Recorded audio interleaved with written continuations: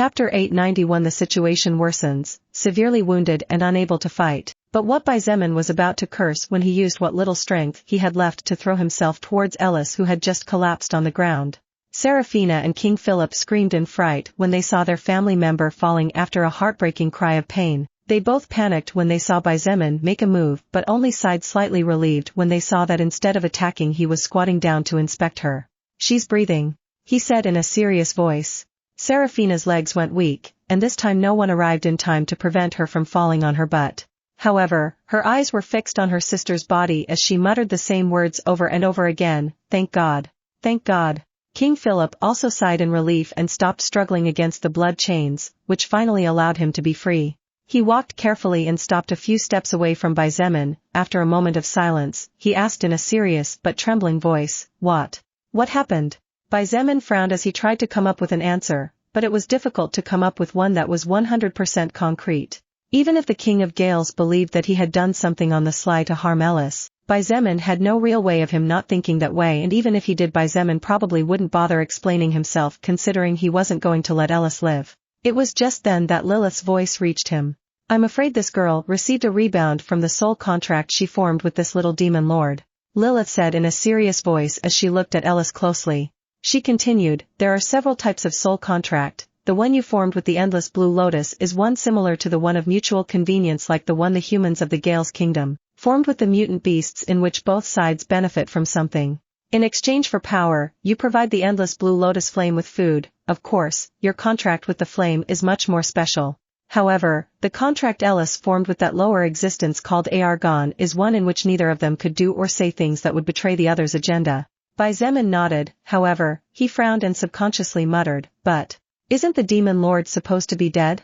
I even received the soul power properly. That's something I don't understand. The soul contract is supposed to stop taking effect when one of the parts involved loses their life." Lilith whispered in confusion. Then, she asked, "Xietain, can you check the records you absorbed?" Then, she stopped as she realized a problem. Xietain received the death records but had not yet absorbed them, as he was in a bottleneck that did not allow more experience to enter because the current vessel was too small. Of course, this did not mean that the records waiting to be absorbed had been stolen. Such a thing was simply impossible. Lilith sighed and shook her head. "I'm afraid I don't know what's going on. This is the first time I've run into this kind of situation. Not to mention that, as you well know, matters concerning souls are too complicated. In fact, it is very likely that you can find out more about it than I can." Actually, although Xietain couldn't see things as clearly like Callie, thanks to soul manipulation he could somewhat sense souls weaker than his own, and Ella's soul was naturally weaker, so at this moment Xietain could see that there was indeed some sort of seal on her soul. What a problem. Xietain frowned tightly as he held Ellis close to him. She wasn't dead, but right now her consciousness was sealed, and not even the gods would be able to judge when she would open her eyes again, or if she would ever open them in the future. Lilith added, "Xietain, although it is temporarily impossible to do anything about it, I think both you and I can judge that what this girl was going to say has something to do with the demon lord. If that wasn't the case, then the soul contract wouldn't have been triggered after all." Xietain nodded and was about to say something when his expression abruptly changed. Rumble. Everyone was startled when the atmosphere in the surroundings suddenly began to tremble, and for a second the soul evolvers present thought the dungeon was about to collapse. It was at that moment that Princess Scarlet of the Pixie race noticed out of the corner of her eye the Demon General number 10, the weakest of all and who apparently entered the ranks of generals to replace Belgos, waving his magic staff. "Careful!" By the time everyone realized that the trembling of the atmosphere was not due to the dungeon itself but to someone releasing large amounts of mana to activate a skill, it was already too late. The Demon General Zoganos had been under the care of only one third-order soul evolver after the death of the other soul evolver and subsequent betrayal of Ellis, so it was not difficult for him to take advantage of the situation where everyone present was dealing with the unusual events that occurred one after the other without giving time for their minds to clear. Just at that moment, the Demon General Zoganos saw Xietain, who was standing next to Ellis, disappear, but he didn't even have time to think of anything when his whole world turned black. Boom! Xietain withdrew his fist after turning the head of the Demon General, whose level barely reached 139, into a pile of meat paste. In his heart, he could not help but rejoice at choosing Shadow Blink as his third skill to evolve through the activation of soul manipulation. It was thanks to Shadow Blink that he managed to avoid most of the damage he would have taken from the previous explosion, as he was now able to blink into shadows up to 500 meters away every 15 seconds. Unfortunately, Xietain couldn't feel happy for too long as something that took his breath away happened an instant after Zogano's head exploded in a bloody mess. Boom! Boom! Boom! Boom! One by one, the 6 remaining demon generals began to explode. A roar of pain and fury escaped from the wyvern of purple flame's mouth as his body began to swell and after turning into a large ball exploded, causing a powerful explosion that sent several soul evolvers flying with wounds of varying scales.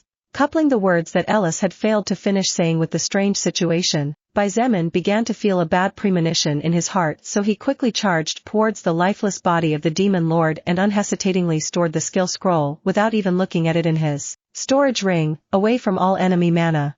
However, just as he reached out his hand to touch the corpse, it swelled up and exploded powerfully, sending Xietain flying backwards over 300 meters while he continuously spat blood. Xietain rolled on the ground for another 100 meters, and when he finally managed to stop he abruptly raised his head forward. Although he could no longer see anything, Xietain was the possessor of the skill blood manipulation, so it was not difficult for him to know that the entire area had been covered by a blood mist that was actually the unification of the blood of all the demon generals and the wyvern of purple flame. Xietain without hesitation in his heart activated blood manipulation and did not bother to reserve mana at all while trying to disperse the blood mist. However, he was very surprised to discover that it was strangely difficult, and before all the blood mist disappeared, all that Xietain managed to eliminate was about 1/4th of the total. As for what had happened to that blood mist, it was a mystery. The only thing Xietain was sure of was that it definitely hadn't left the dungeon to rebirth the demon lord somewhere else, as happened in several light novels with the villains. It was just that he didn't know what had happened or what would happen in the future. What was that? Princess Diana subconsciously moved closer to her mother as she stuttered those words. Queen Eloise slowly stood up as she wiped the blood at the corner of her mouth and said in a deep voice, "I have no idea, but I don't think it's good news." No one had absorbed the records of the demon generals or the wyvern of purple flame. Forget about obtaining skill scrolls or treasure orbs. It was difficult for them to comprehend the current situation. Xietain slowly stood up, and although he was also somewhat anxious, he did not let it show in his expression. They all looked at him as he approached with staggering steps as if he was about to fall down at any moment. Finally, and just before Xietain really collapsed, Gulim and Seraphina moved out of instinct and caught him just in time. "Big brother, are you okay?" Gulim asked with concern. He couldn't help but frown deeply when he saw Xietan's current situation. Even Seraphina was able to see and feel that the current Xietain was not much different from a weak candle flame staggering under the fierce winter weather of a snowy area. Xietain smiled bitterly in his heart. He had really forced himself this time. His physical wounds were so bad that they definitely wouldn't heal in 4 or 5 days, and the only thing that made him feel relieved was that his soul was fine, even though it was warning him that if he kept it up things would get bad. He said nothing and instead used the last 400 mana points he had reserved for exactly this moment and said quietly, "Blood Immortal Radiance." A small layer of crimson light surrounded Xietan's body, and under everyone's astonished eyes his wounds suddenly began to heal far faster than before. Although his situation was far from good, at least he would not die from the wounds that riddled his body, and this was all thanks to Blood Immortal Radiance multiplying the natural health stat x3, which made Xietain could sigh slightly relieved.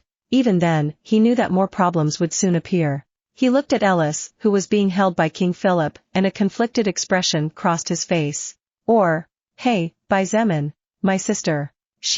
Seraphina seemed to want to say something, but it was hard for her to find the right words, or maybe she felt she didn't have the qualifications to say what her heart was crying out for. King Philip looked at the pale face of her eldest daughter and said in a hoarse voice, "I know what my daughter did is unforgivable, but I cannot see her die. I am already a bad husband for not being able to protect my wife. I don't want to be a bad father too." The expression of struggle on Xietan's face was getting stronger and stronger, not for King Philip or Seraphina, as he was willing to be hated by both of them if he could fulfill the promise he made to the innocent cat who died because of someone else's selfish schemes. His fight was against himself, against that Xietain who would not allow him to renege on his words. Besides, it was clear that Ellis had important information. Seeing his fight, Lilith thought that maybe she would be able to help him out of this difficult situation he was in. "Xietain, you promised Kat that you would help her get revenge. But you never promised that you would kill the culprits, did you?" she said in a low, soft voice, as tender as a mother whispering to her frightened baby. Sometimes, the worst revenge one can give to another is not death. Sometimes, living with remorse throughout one's life is far crueler. If you kill this brat named Ellis here, she won't even feel pain considering her current situation. However, if you let her live, she will wake up someday and will definitely prefer death by herself. Hearing his beloved's words, Xietain was first surprised before sighing in relief in his heart.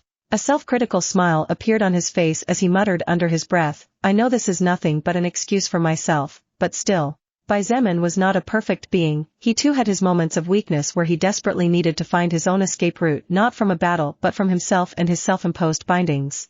Let Ellis live, at least for now, he said finally. She seemed to have some important information regarding the demons and the strange phenomenon that just occurred, so at least until the day she wakes up, it would be best to keep her alive. Who knows if that information will save mankind from a future danger in which the demons may make their return. The king's face lit up and Seraphina let out a high-pitched cry that nearly deafened Xietain. Thank you, thank you. King Philip murmured with tears in his eyes and held on to the practically vegetable body of his eldest daughter. Orc, I love you. Seraphina didn't know what she was saying and directly kissed Xietain on the face. Xietain froze and Gulim coughed as he looked away. It was then that the second princess of Gales realized what she had just said and her blood pressure rose to the point where the world around her began to spiral. And no, it's not what you think. I only said that now as a thank you, don't get your hopes up.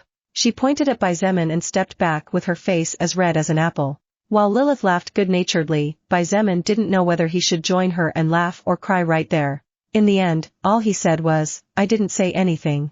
It turned out that in the end, Xietain became Ellis' hope, the opposite of what she thought he would be. Sometimes, fate really was a bitch. At that moment, a large figure stepped forward, causing the earth to tremble under the pressure of his foot. I don't care what happens to the human princess, but I think we should now discuss the matter of the demigod-grade treasure. The eyes of several of those present, most of them in fact, lit up slightly as they looked at Xietain with weird expressions. If it was before, they would not dare to make a move against him even if their numbers multiplied after having seen his power capable of even defeating the terrifying demon lord. After all, there was no use fighting for a treasure if they lost their lives. However, things were different now. Xietain clearly could not continue fighting. And in fact, Xietain no longer had the strength to fight anymore. Chapter 892 Handing over all his power, losing his consciousness. Xietain looked at the soul evolver who had just stepped forward. His expression was unreadable as he calmly said, Zillig, I don't think I'm understanding very well what you mean by those words. The giant jade orc towering into the sky with a height of 70 meters sighed and said in a heavy voice, Zemin, let's not play dumb, we are all adults here even if the age gap is big. I think we are all capable of understanding how things work in this world. With great difficulty, Xietain managed to move a little away from Gulim and Seraphina. His steps faltered as he walked forward a meter or two before stopping. So, what you're saying is that you want me to hand over the treasure that I obtained through my own efforts?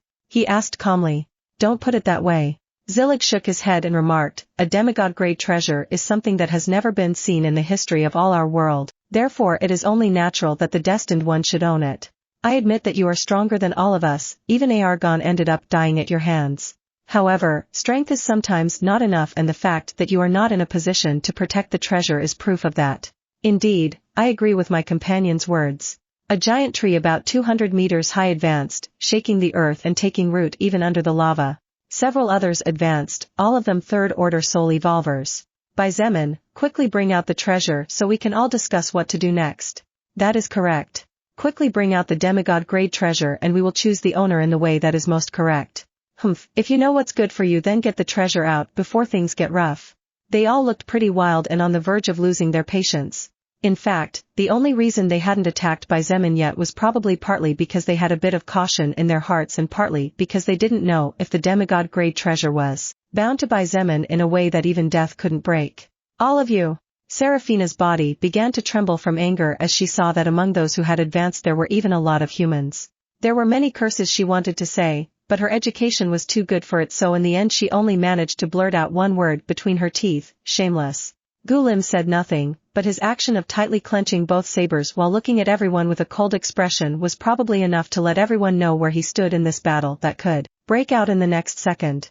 Of course, there were some soul evolvers who were still hesitating as to what to do next. For example, some of the kings of kingdom. Queen Eloise of the Pralan kingdom had a conflicted expression on her face. Although she was extremely fearful of Xietan's power, the opportunity to obtain a demigod-grade treasure was something that only came once in a lifetime, not to mention the opportunity to take a treasure of such magnitude from the hands of an irregularity. However, the Queen of Pralin had her own pride that would not allow her to act so brazenly, and that was precisely why she was struggling over what decision to make. Seeing the look of struggle on her mother's face, Princess Diana sighed. She took her hand gently and whispered, "Mother, in the past, I let greed blind me for a moment and that led me to make a decision that could have killed me and even put our entire kingdom in danger. I hope you did not forget that." Queen Eloise's heart fluttered as she heard her daughter's words, and when she looked at the calm expression on Zemon's partially disfigured face, her face turned even paler than it already was. "Let's go, let's support him," said the Queen of Pralin. She pulled her daughter's hand to stand behind Zemon next to Gulim and the second Princess of Gales. Diana smiled and followed her in silence. "Father, you." Princess Bianca looked at her father who seemed resolute in his posture to fight for the treasure. "Do not say more, Bianca." King Edward waved a hand and said in a firm voice, "I know what I am doing is cowardly, but sometimes life presents us with this kind of opportunity and if we pass it up we will regret it forever. What are you going to do after the treasure is no longer in Zemon's hands? Are you going to fight against everyone here? Do you really think you are powerful enough to be victorious against each and every Third Order soul evolver present?" Princess Bianca tried her best to stop her father from feuding over a treasure with a person she considered a friend. King Edward sighed and said softly as he looked at his daughter, "Bianca, I know that Zemon saved you and I am very grateful for that. However, this matter concerns not only the royal family of our kingdom but the kingdom itself. My position is not easy." "You?" Princess Bianca gritted her teeth as tears of anger and pain streamed down her face. It was hard for her to associate her father with the ungrateful, fraudulent person in front of her. Finally, she took a deep breath and nodded, "Very well. Since you have made your choice then I will make my own decision not as a princess of the Lidora kingdom but as a soul evolver." "Bianca? What brat, what do you think you're doing?" King Edward was surprised when he saw his daughter suddenly running to Zemon's side and standing close to him. Bianca ignored him and closed her eyes to try to calm some of the pain she felt in her chest. Gulim looked at the princess of the Lidora kingdom with an expression of gratitude but at the same time sadness. The choice she had just taken was a very hard one, many would surely collapse. The king of the pixie race looked at the scene with an indifferent expression before waving his hand and calmly ordering, "Let's go. That Zemon kid saved Scarlet before, it's time to return the favor." None of the pixies hesitated and Princess Scarlet nodded. They all followed the king with no intention of fighting against Zemon. At the end of the day, the pixie race was a close-knit race that would do anything for any of its members and at the same time, they knew how to repay the favors others did for one of their own. Not to mention that the one Zemon saved was the next queen of the pixie race. Zemon looked at all the evolvers behind him. There were several and although he could only see their fuzzy silhouettes he managed to identify their identities roughly by their souls and records.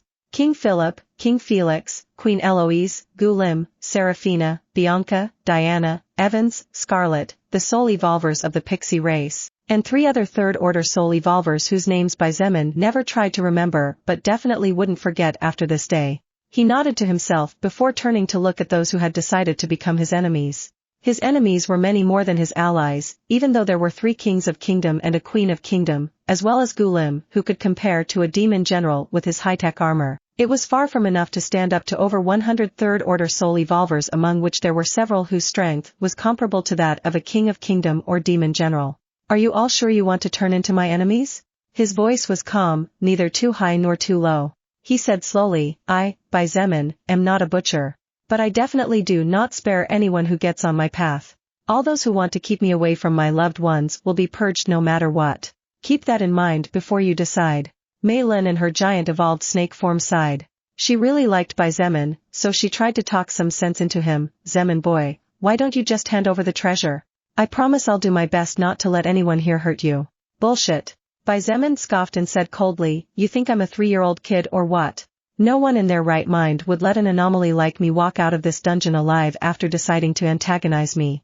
Mei Lin sighed again, except that this time it was a much heavier sigh compared to the previous one and shook her head. Even though her mouth didn't open, her voice reached everyone. What a pity. Seeing that everyone had made their decision, Zemon decided that it was enough of this nonsense. "Gulim, come here. Big brother?" Gulim walked over and looked at him in confusion.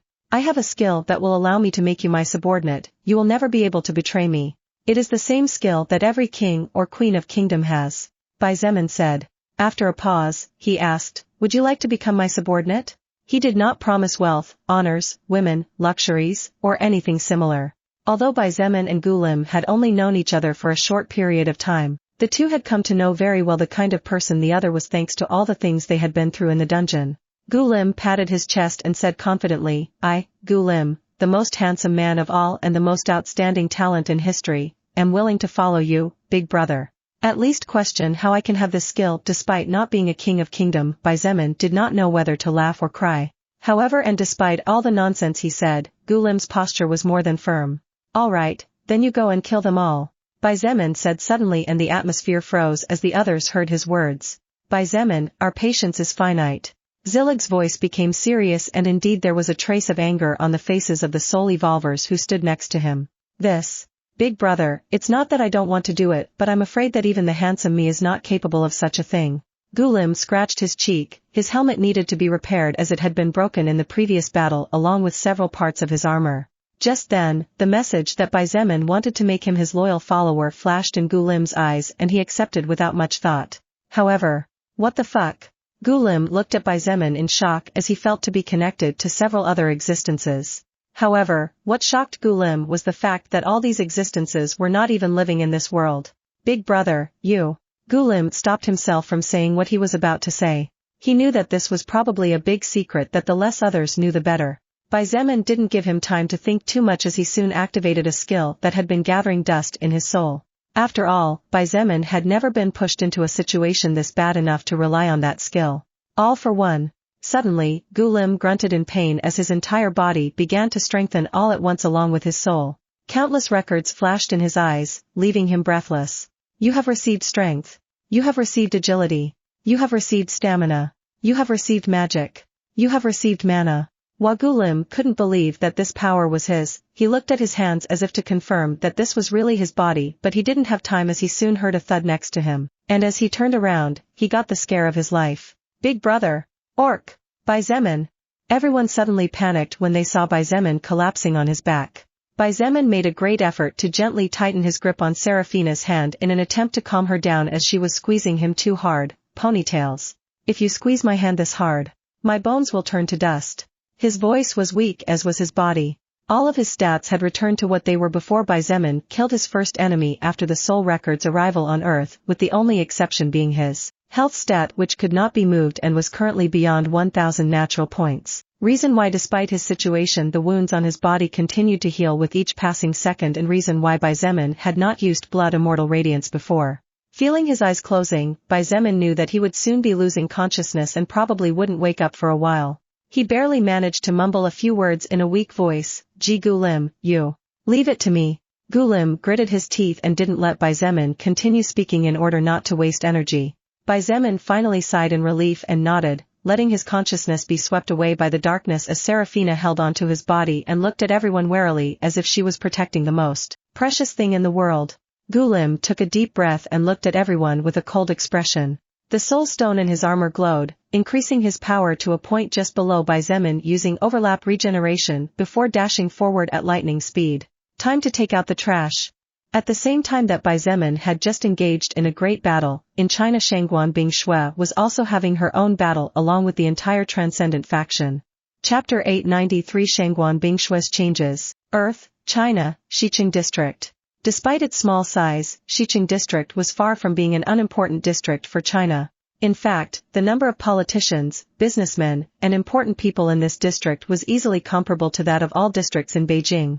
In the past, Xietain District was the playground of humanity. However, it changed along with the awakening of the world's mana that eventually caused this playground to be taken over by zombies and mutant beasts. Fortunately for the humans there, the president of the country, Xianyuan Wendian, was not only a man who was seated in his position by family legacy but proved to possess wit and strength worthy of a leader. With lightning speed, Xianyuan Wendian managed to secure most of the humans who survived the initial mana wave and in just 2 months managed to build approximately 3 large bases throughout the district. Because of how high and secure the walls seemed to be, the humans living inside under a partially recovered governmental system gradually began to forget how terrifying the world had become.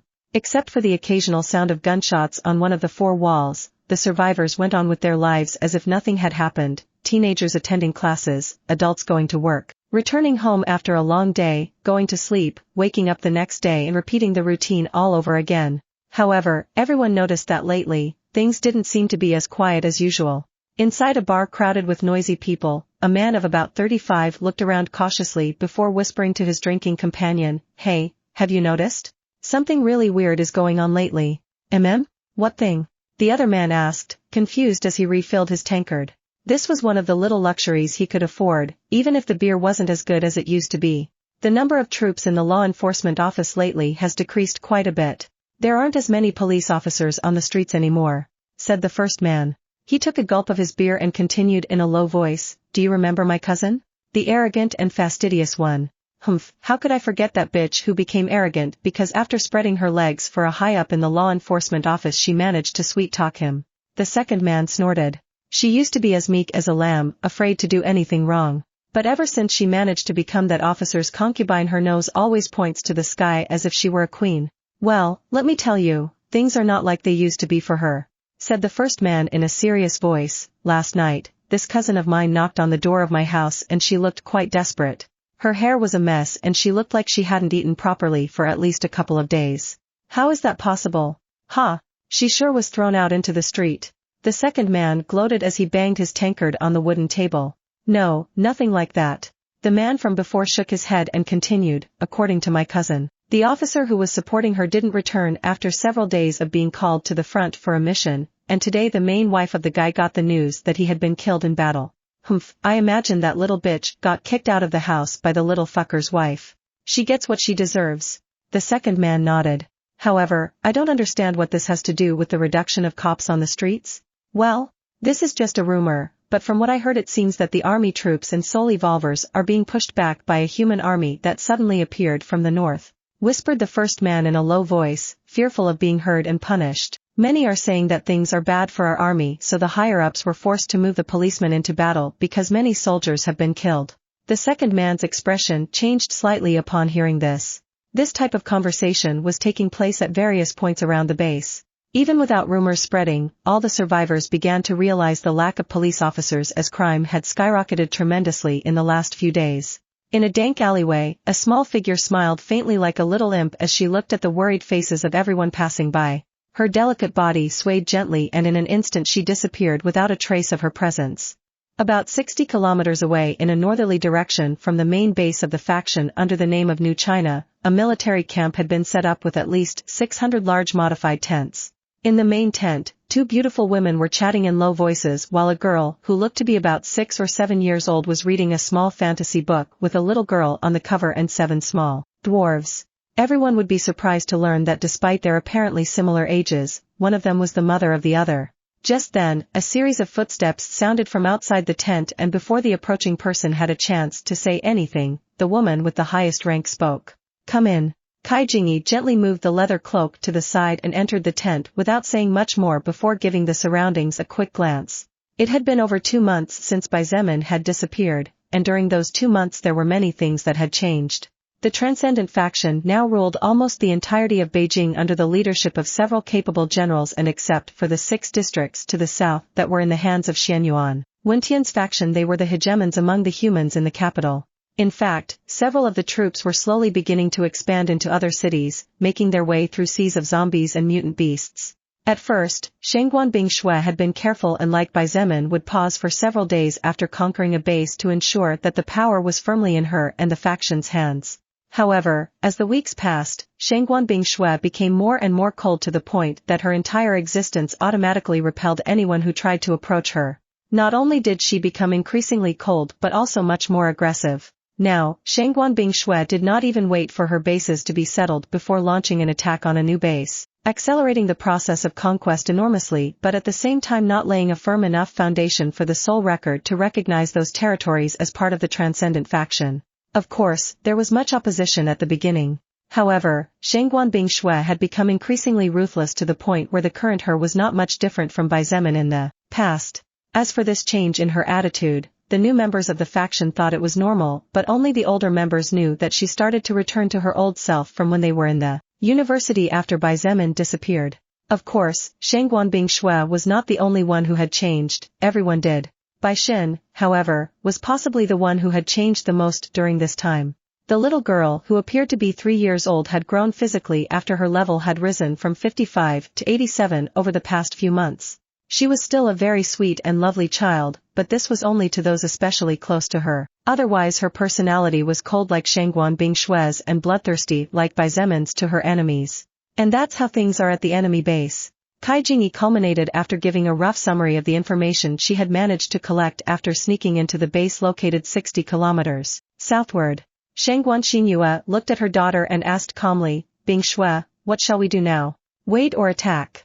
If they waited just a couple more days, the enemy base would probably collapse from within, judging from the way things were going. If it was in the past and with Bai Zemin here, Shangguan Bingshue would definitely have decided to wait, as it was the logical thing to do. However, she had a great thirst for revenge in her heart, and every day that passed without receiving news from Bai Zemin made her hate for the man who was her father increase to the point where she thought she might lose her mind soon.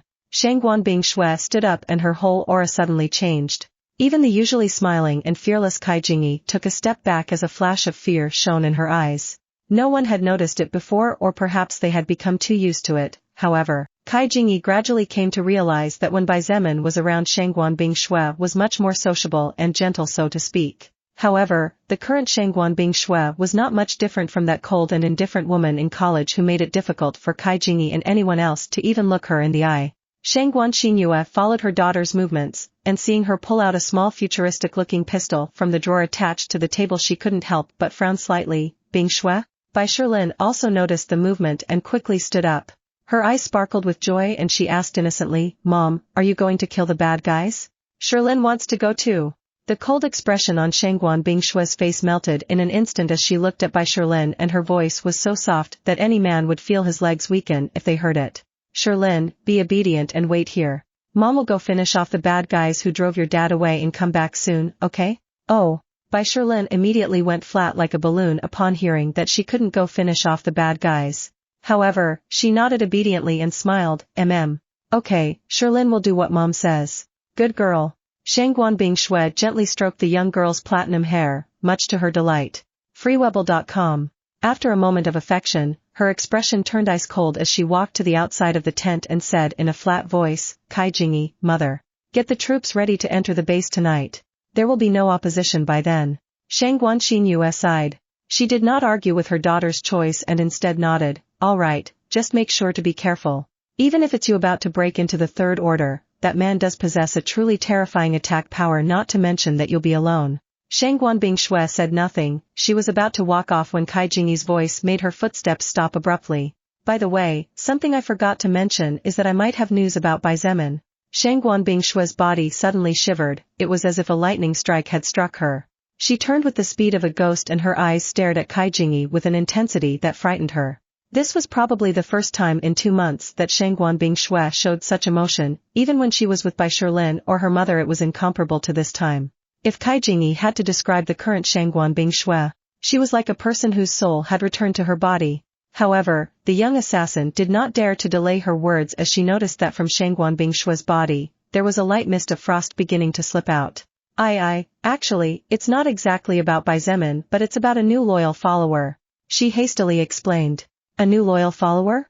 Shangguan Bingshue muttered under her breath, not taking her eyes off Kai Jingyi, as if she feared that she might disappear the next instant. She was naturally aware of Bai Zemin's skill. What surprised her was something else.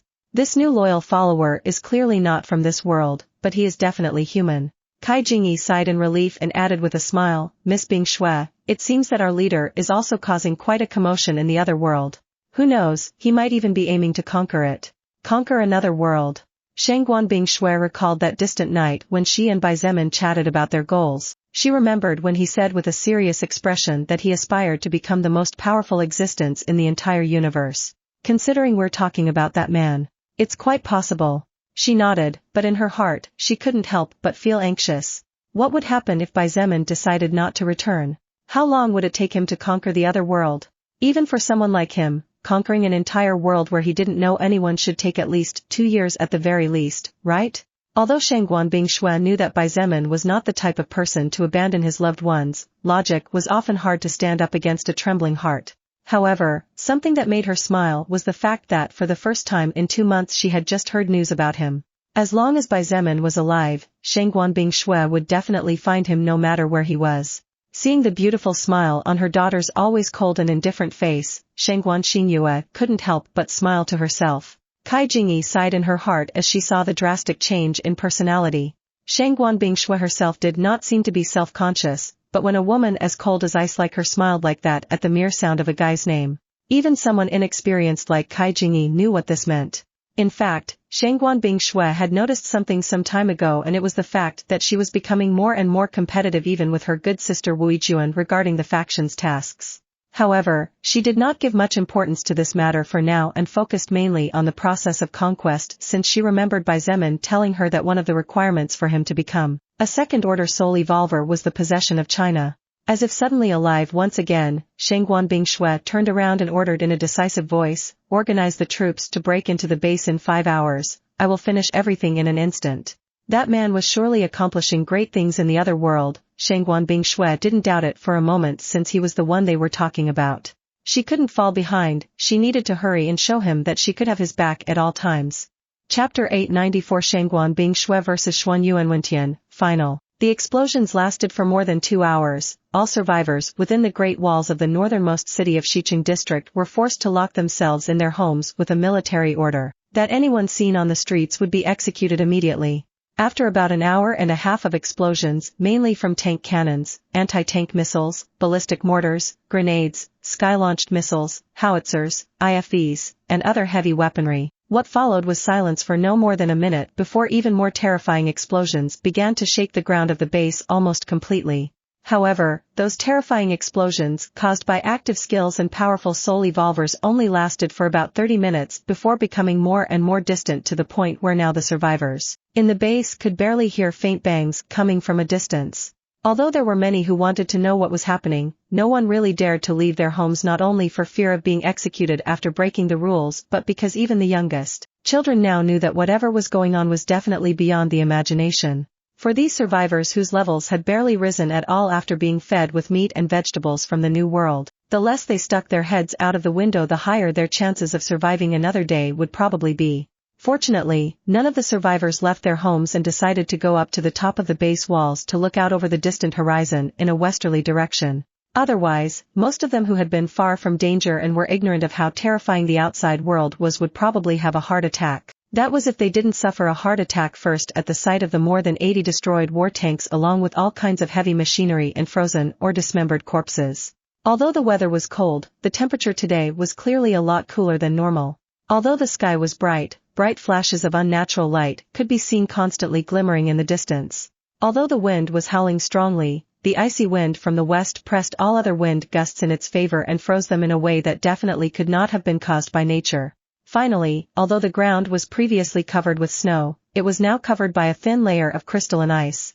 About 15 kilometers west of the base, two silhouettes were clashing at ghostly speeds. One was enveloped by extremely sharp silver lights that shattered anything that got in its way, while the other was surrounded by blue lightning that boosted the user's speed, thus pushing her out of harm's way. Redemption! A male voice thundered in the middle of the destroyed snowy field. The man's sword released a brilliant milk-white radiance, and with a swift sweep of his arm, the white light shot out in a crescent shape towards the enemy a few feet ahead. The man's opponent was a woman, but she did not panic in the face of the man's attack that had enough power to cut down a mountain. The woman's sword blazed with a faint blue light, and with a graceful swing the blue light turned into a great blast of frosty mist. Blizzard. The woman's voice was as cold as the mist that advanced and froze everything in its path, turning the land that had been revealed after so many explosions into a supersized ice field. Under the man's bloodshot eyes, the woman's skill seemed to be able to freeze even magic itself, as the power of his redemption skill was diminishing as well as the speed. Shangguan Bingshui extended her free hand forward, and to Xian Yuanwentian's shock, she held the now completely frozen white light. This doesn't work against me anymore. Bang! With a seemingly light grip that actually contained enough strength to crush a house, Xian Yuanwentian's redemption skill exploded and turned into a pile of tiny ice particles that served as an ornament to further enhance the beauty on Shangguan Bingshui's fatally indifferent face. Swoosh! Shangguan Bingshui showed no mercy to her opponent, even though he was her father. She closed the distance in an instant, and making use of her swordsmanship, as well as her high agility comparable to that of Eventide World's most powerful demon general, and her crowd control skills, the advantage tilted more and more in her favor. You are really a pathetic man, Xianyuan Wentian. In the midst of her attacks and occasional defense, Shangguan Bingshui released all her frustration verbally. She did not hold back at all with her words and said the exact same words that had been stuck in her chest during all this time. How does it feel to be being backed into a corner like this by the daughter you threw aside like she was trash? How does it feel that the woman you abandoned has successfully become a powerful soul evolver, while that witch-like wife of yours stays at home enjoying the comfortable life despite knowing that you, her husband, is risking his life to give her that comfort?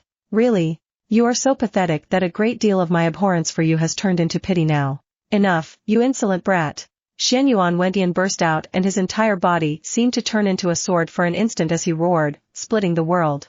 Shangguan Bingshui's expression changed very slightly, but her lips curved into a sneer as her body flickered and disappeared. She appeared about 20 meters to the left of Xianyuan Wentian and what replaced her was an ice statue. There was a slight hissing sound as a thin silver light shot out from Xianyuan Wentian's sword after he slashed. The silver light moved so fast that it disappeared into the distant horizon in just a thousandth of a second. For a moment it didn't seem like anything had happened, however, an instant after that calm, a thin line cut perfectly through the ice statue and both halves fell to the ground with a thud. Both parts of the statue were so well cut that they were no different from polished mirrors. Furthermore, a thin line with Xianyuan Wentian as the start seemed to separate the world into two as it stretched out to where the eye could not reach. Although the line was thin, its depth seemed to be terrifying as all that could be seen when looking inside was darkness. Rumble. Shangguan Bingshui watched indifferently as a mountain several kilometers distant slowly collapsed before turning to look at the man who was her father. That's all you have? She asked. Though there were a few wounds on her body and her armor was a bit scorched with cuts here and there, nothing too serious. If not for her chest rising and falling in an irregular pattern, it would be hard for others to associate her with someone who had been fighting against someone so powerful as Xianyuan Wentian. However, everyone would be terrified if they discovered that before this battle, Shangguan Bingshui had consumed a large amount of stamina points after fighting a solo war against a large armed army and later another battle against a legion of soul evolvers. Xianyuan Wentian was panting heavily, his one arm trembling as he clung tightly to his sword. His hair was a mess and even though his body was covered in cuts and ice-enclosed parts he was bathed in his own sweat. He could not understand. While it was true that his power had fallen greatly after the loss of one of his arms, Xianyuan Wentian was now a level 110 soul evolver. He had successfully made it into the third order. However, he was still being defeated by the girl in front of him so easily. In fact, when it came to large-scale destructive power, Bai Zemin was the supreme king. However, even Bai Zemin could not compare to Xianyuan Wentian's piercing damage and sword attacks.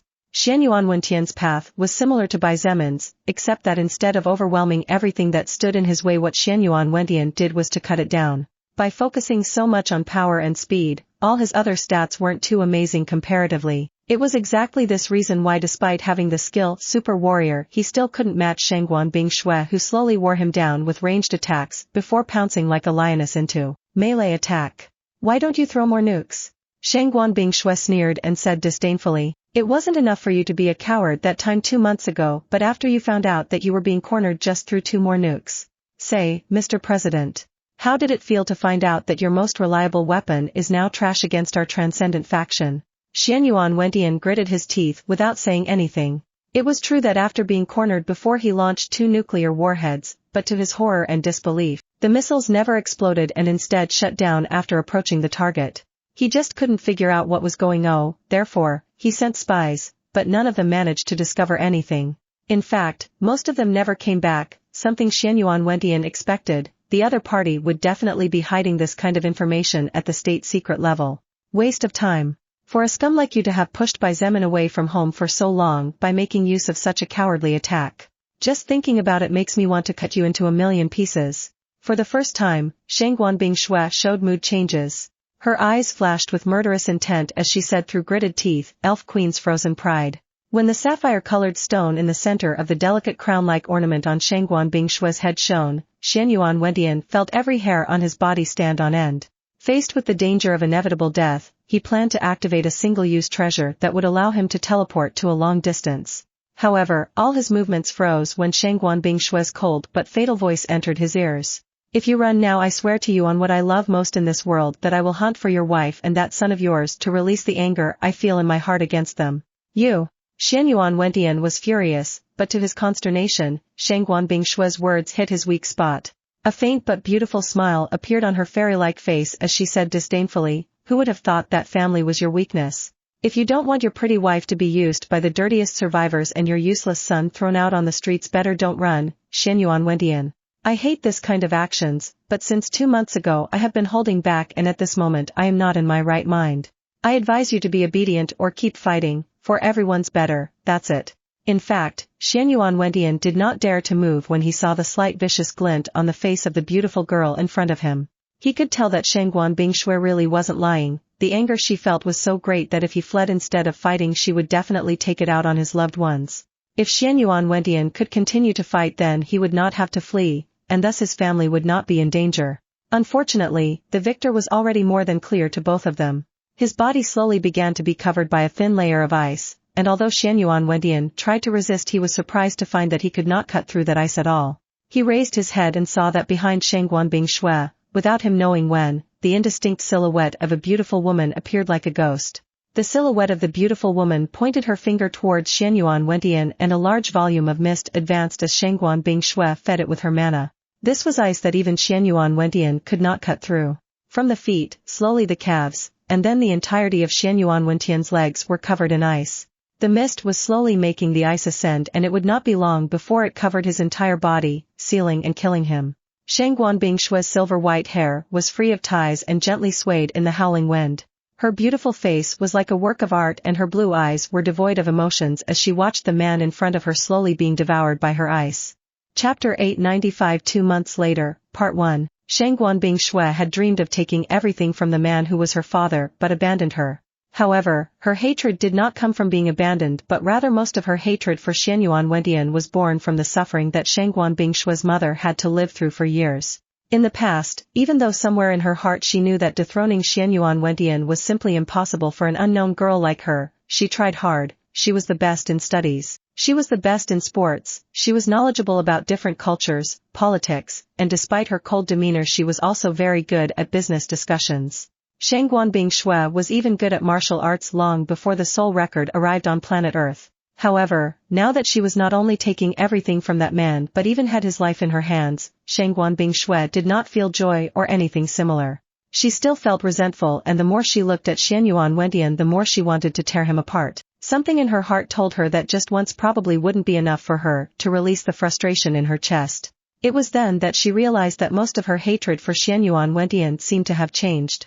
Previously, the focus of her hatred towards Xianyuan Wentian was her mother.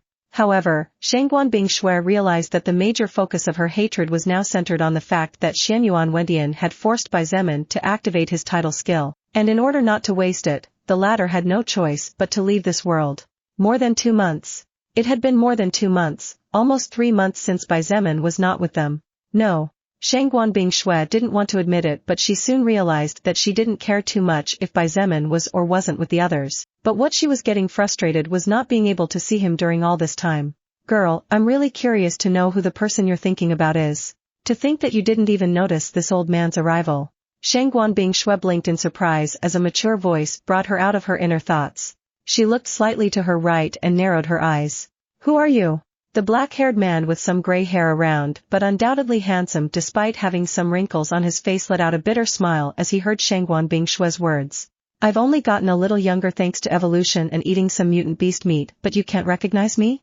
The man pointed at himself and said calmly, "I remember when you were little you used to call me grandpa together with little Xietain, but when you started to grow up you visited our residence less and less." Shangguan Bingshue's little mouth opened slightly and a faint glint of surprise flashed in her eyes. "Wu Jianhong?" she murmured with narrowed eyes.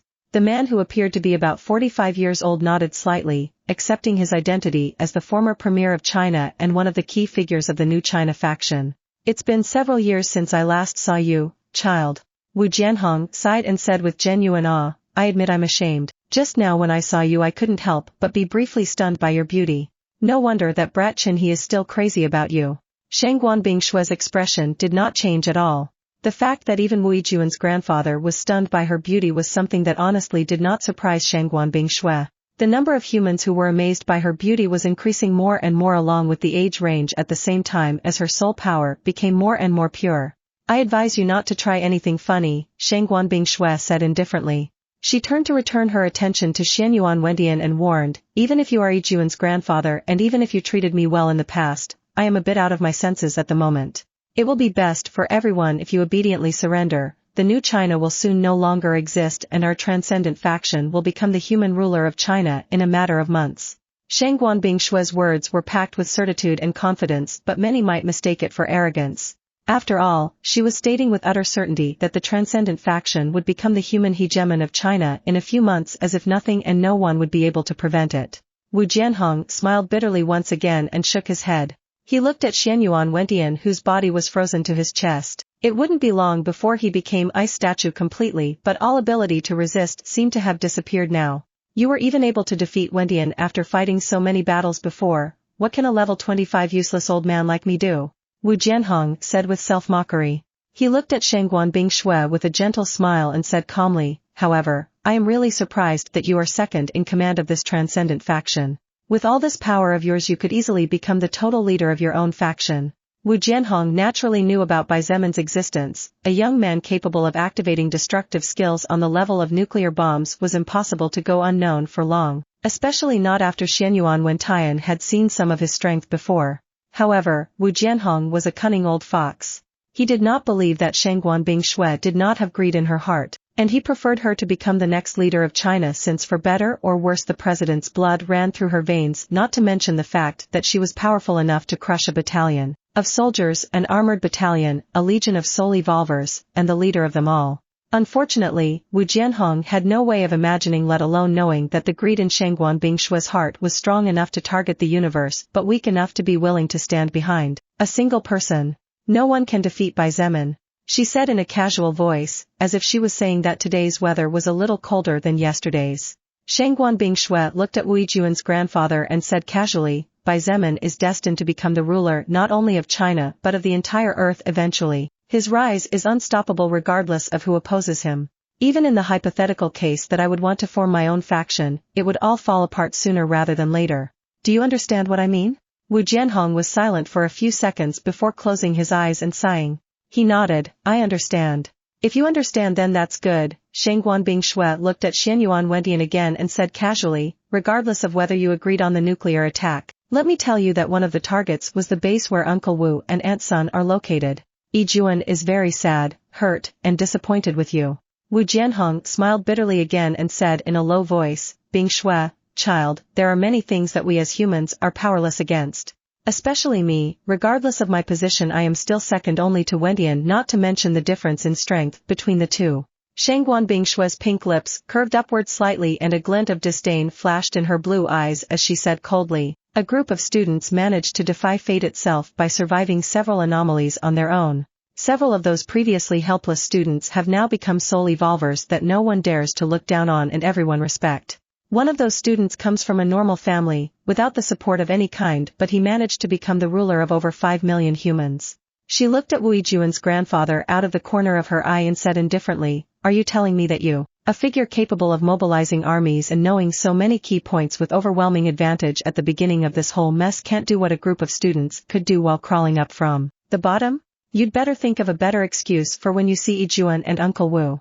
Evolution also improved everyone's thought process, didn't it? Wu Jianhong was at a loss for words for a few seconds before a helpless smile appeared on his face. Shangguan Bingshui was right, his excuse and act of being helpless was really lame. Seeing that the ice had already covered almost all of Xianyuan Wentian's neck and realizing that games of wit would be of no use with the smart and cunning young woman in front of him, Wu Jianhong decided to be more honest. Bingshui, although I don't really know what happened to the leader of your faction, I know that he was somehow handicapped by the first nuclear missile that Wendian ordered to be fired about 3 months ago, even though the missile seemed to disappear without a trace. Furthermore, judging from what I heard earlier, it seems that your frustration and anger towards Wendian comes precisely from the fact that this young man named Bai Zemin has been away for a while. Wu Jianhong was curious about Bai Zemin not only because of his power but also because he was eager to meet the young man who had made the most beautiful woman Wu Jianhong had ever seen in his 65 years so devoted and sentimental to him. And? Shangguan Bingshui replied with coldness. The ice had finally reached Xianyuan Wentian's chin and it wouldn't take long to seal him completely before releasing all the mana and killing him inside the statue. This is just my opinion, But don't you think it would be good to let Bai Zemin himself decide what to do with Wentian's life? Wu Jianhong said quickly and added, after all, he was the one who got hurt the most, wasn't he? Shangguan Bingshui turned to look at him slightly, her blue eyes glittered mysteriously. With her intelligence, it was naturally impossible not to know that Wu Juan's grandfather simply wanted to buy some time for Xianyuan Wentian's life. However, if Wu Jianhong believed that something would change, then he was truly underestimating her and the entire transcendent faction. At that moment, a gust of unnatural wind blew from the north, and before Shangguan Bingshui could say anything, she heard her mother's voice. Bingshui, why don't you listen to Sir Wu for now? I think he has a good point. Shangguan Xinyue slowly descended from the sky, making use of the wind currents to her advantage. Standing beside her, Bai Shilin waved her small hand toward Shangguan Bingshui with a big happy smile. Wu Jianhong gasped at the sight of Shangguan Xinyue, who seemed to be Shangguan Bingshui's younger sister due to her petite body. However, when he looked at Bai Shilin, he couldn't help but notice the huge resemblance she bore to Shangguan Bingshui, and his mind immediately went wild, thinking of a variety of things. In the distance, a dozen assault helicopters were approaching the area, and beyond the horizon, several black dots began to show up. Shangguan Bingshui had finished just in time, just as she had said. The advance troops were advancing to reclaim the city. Mom, you. Shangguan Bingshui frowned as she watched her mother stop beside her. Shangguan Xinyue looked at her daughter in confusion for a second before she understood what was going on in her mind. Shangguan Xinyue felt the corner of her mouth twitching like crazy as she slowly said, "Little brat, don't tell me you think I still have feelings for this man?" Shangguan Bingshui frowned even tighter. It was indeed what she was thinking. Shangguan Xinyue shook her head, not knowing whether to laugh or cry, as she calmly said, "Bingshui, my child, my feelings for your father have died since you took your first step to college. I have told you several times, but you still don't believe me?" Shangguan Bingshui looked at her for several seconds before the frown on her face slowly relaxed. She nodded, visibly relieved. "That's good. The reason I think you should let your father live is because I feel that this young guy Bai Zemin has more right to decide what to do with him now." Shangguan Xinyue sighed and added quietly, "Besides, regardless of the past, I don't want you to be burdened for centuries with the fact that you killed your father." Shangguan Bingshui was slightly surprised. She couldn't help but remember the words Bai Zemin had said to her back then. He had told her something similar to what her mother had just said to her, and Shangguan Bingshui had to admit that she was practically grateful to Xianyuan Wentian for treating her coldly, since she was who she was today as a result. Since her hatred for him stemmed from the fact that because of him Bai Zemin was far away, then perhaps keeping him alive temporarily might be a better punishment for Xianyuan Wentian. For a man like him, proud and arrogant, being kept locked up like a dog would definitely be worse than death. "Fine," she nodded in agreement. Shangguan Bingshui drew her sword and added, "But I'll make sure this man can never wield a sword or any other weapon again for the rest of his life." "Sounds fair." Shangguan Xinyue shrugged her shoulders with an indifferent expression on her beautiful face.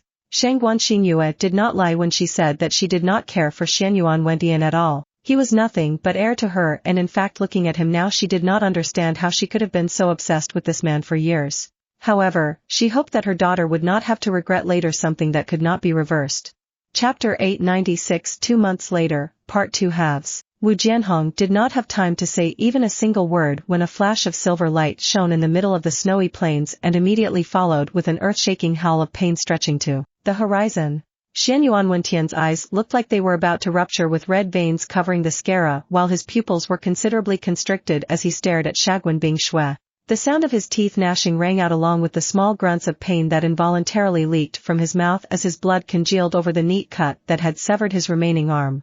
Wu Jianhong sighed as he saw Xianyuan Wentian's arm on the ground, and a complicated glint shone in his eyes as he muttered under his breath, "I'm afraid that wielding a sword again will no longer be possible." In this world, being unable to wield a weapon was not much different from waiting to fall prey to fate.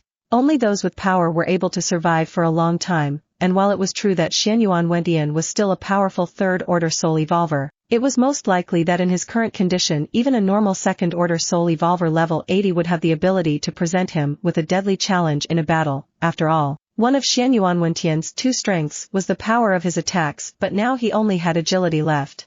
From being able to match up to the most powerful king of kingdom of the Eventide world to having to fight for his life against a second-order soul evolver, it was undoubtedly a great decline in power, one from which he would hardly ever be able to recover. Shangguan Bingshui remained impassive. She sheathed her sword in a smooth motion and kept her blue eyes fixed on Xianyuan Wentian's silver eyes as she said in a clear voice, "Take it as a temporary punishment." Oh, and be thankful I don't cut out your tongue, since that's what I should do as a punishment, since you ordered to fire nuclear missiles without any care for the consequences of your actions. At that moment, a figure jumped from high in the sky just as one of the combat helicopters passed by. This figure made several circles in the sky, and when she was a few meters away from hitting solid ground, her falling speed suddenly dropped, turning into something similar to a descending feather. Kai Jingyi stopped a few meters distant and looked at the man whose body was 90% encased within a thick layer of ice. She looked at the severed arm, and a scornful grimace crossed her face for a moment. She couldn't help but commented the words she felt at that moment. Miss Bing Shui, is this the cowardly piece of trash that fired the missiles? Piece of trash. Wu Jianhong could not help but smile in irony as he looked at the girl who had just arrived. This girl was 18 years old at most, he could tell from her attitude, stance, and manner. However, an 18-year-old was calling trash to the most respected man in all of China and one of the most influential figures in the world a little over 8 months ago back. No, in this girl's eyes, Xianyuan Wentian was not trash but was just a piece of trash. Yeah, Shengguan Bingshui nodded calmly and looked at the surroundings as she calmly asked, Kai Jingyi, prepare to take over the key points of the base. Take charge of reorganizing the troops that surrendered, have Feng Tianwu unfreeze them. Roger. Kai Jingyi nodded and walked past Xianyuan Wentian to head for the base a few kilometers distance away. However, she stopped for a second at his side and looked at him with a faint smile as she said under her breath, you will definitely regret what you did. You will soon wish you were dead, Sir Chairman. Kai Jingyi's body was soon enveloped by a series of blue lightning, and a second later the entire area was covered in lightning, turning the snow into a deep blue sea. An instant later, all the lightning disappeared and Kai Jingyi could no longer be seen anywhere. Wu Jianhong's heart almost stopped when he saw several strands of his hair slowly falling before his eyes, followed by a voice from someone who was no longer there. You probably did well in your past life, Grandpa. Be sure to thank your granddaughter when you see her later, hee. His face turned pale and he subconsciously took several steps backwards, barely standing upright. That girl's message was very clear to Wu Jianhong. If it wasn't for Wu Yijuan's existence, then that cut from just now would have gone to his throat. This girl. Shangguan Xinyue couldn't help but forced a smile and shook her head at Kai Jingyi's attitude. Shangguan Bingshui looked in the direction where Kai Jingyi had just disappeared and said with calm, back in college, Kai Jingyi was a very intelligent girl but shy and fearful of everything. What Bai Zemin did for her was not simply provide her with the opportunity to become a powerful soul evolver but helped her gain self-confidence. To say that Kai Jingyi is who she is today is all thanks to Bai Zemin is not an exaggeration, therefore she is grateful to him to the point of being willing to die. It is natural for her to feel anger in her heart against those who have harmed him. I see. Shangguan Xinyue sighed and said with mixed feelings, now I'm more and more curious about this guy called Bai Zemin. Not only did he manage to make so many powerful and talented soul evolvers willingly follow him with unquestioning loyalty, but he even made the proud princess of the Wu family fall in love to the point of no return. Shangguan Xinyue paused and couldn't help but look at her daughter silently for several seconds as if she was thinking whether to say something or not. What? Shangguan Bingshui frowned, somehow she wasn't a fan of her mother's eyes right now. It's nothing. Shangguan Xinyue chuckled and shook her head. She added, I really hope this young man will return soon. Now I'm really curious to know what kind of person he is. Shangguan Bingshui turned and walked back to the base as she calmly said, you'll meet him soon, Mom. Oh, so sure you're certain he'll come back alive from the other side? Shangguan Xinyue commented. She waved her hand and a gust of wind lifted the frozen Xianyuan Wentian as she followed her daughter's footsteps along with Bai Shilin, who was looking at Xianyuan Wentian with big curious eyes. Hey, Grandma, can I kill him? The little girl whispered softly. Shangguan Xinyue squeezed her little hand gently and whispered back, nope, you can't. Oh. Bai Shilin nodded. No one can beat Bai Zemin, Mother. Shangguan Bingshui replied to her mother's previous words, unaware of the minor conversation that had occurred behind her. That's why I know he will come back. Time passed like water flowing through the fingers, no one clearly noticed its flow as it moved so fast amidst so many great events that only those who counted the days managed to feel it. With the defeat of Xianyuan Wentian and the loss of the enemy nuclear weapons threat, the new China faction collapsed in no time. It was easy for the Transcendent faction to control all the bases in the 6 districts south of Beijing as they had all separated when the head was lost. Under the leadership of Qin He, Wu Yijuan, Shangguan Bingshui, Kai Jingyi, Evangeline, and Zhongde, the bases in the 6 districts fell in just 1 week's time.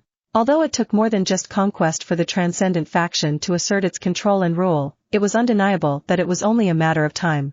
Shangguan Bingshui proved to be ruthless and unwilling to stop even for a single day. She did not even allow the soul evolvers to rest for more than 2 days after the conquest of Beijing, when she used her power as second-in-command to mobilize 60% of the troops to the southeast, east, west, and north. After conquering the humanity of Beijing, the power of the transcendent faction had grown to the point of being simply unstoppable.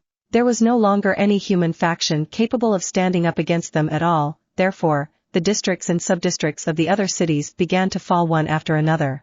The other human factions were forcibly suppressed, while only a minor part of them surrendered after seeing that they could do nothing against the enemy. The real obstacle of the transcendent faction was not the other humans, but instead it was the other races that attacked with ferocity, and they were really difficult to drive out completely. That was the reason for which in the end Shangguan Bingshui was forced to come to a temporary agreement with the leaders of other races she encountered. Zombies, humans, goblins, tree devourers. Shangguan Bingshui fought against several soul evolvers of these races. Among them, there was no shortage of powerhouses who managed to challenge her enough for her to decide that at least until Bai Zemin returned it was better for them to focus on conquering the humanity of China. That way she would be helping him to accelerate his advance to the next stage. The intelligent beings of the other races were not stupid either, and seeing Shangguan Bingshui's power, as well as that of the soul evolvers who followed her, they decided to accept the deal of not stepping on each other's territory. Of course, this kind of agreement was as weak as a small wooden stick, but at least it served to avoid some problems. Liaoning, Jilin, Heilongjiang, Shaanxi, Shandong, Hunan, Jiangsu, Shanghai, Hubei, Anhui, Zhejiang, Fujian. In just 2 months of time, the forces of the transcendent faction swept through everything in their path and conquered approximately half of China. Although due to the relentless advance their control needed to solidify, and it would probably take some time before that happened, several of the districts in some cities were already under the firm control of the faction, and it was just a matter of being patient before 100% of every human base in every conquered city rested firmly in the hands of the transcendent faction. The power of the faction had grown to the point where they were now able to transmit their voice to the farthest corner of China. As long as there was a radio, humans would definitely hear Wu Juan's voice transmitting, and even the leaders of the farthest factions could do nothing to prevent it unless they turned off whatever power they were using. Of course, not everything went smoothly. There were many problems during the conquest process, especially in the north of the country. In a meeting room in Xietain district, where the main headquarters of the transcendent faction was located, sitting at the table were only a few people: Wu Juan, Sun Ling, Shangguan Bingshui, Nangong Lingxin, Kong Lan, and Evangeline. However, the atmosphere was extremely tense. Shangguan Bingshui read the report in her hands over and over again. She had already read it 20 times, but when she finished it, she would read it again. At this moment, her usually cold eyes seemed to spray flames as she looked at the more and more crumpled sheets of paper in her hands. Kong Lan closed her eyes and with trembling hands slowly laid the report on the table before letting herself fall against the back of her chair. She stared at the ceiling of the silent room for a long time before muttering in a weak voice, "The leader is going to go crazy when he returns and learns this. No, he should know about it by now." Shangguan Bingshui took several deep breaths before standing up with murderous intent overflowing. However, before she could say or do anything else, Evangeline's cold voice interrupted her.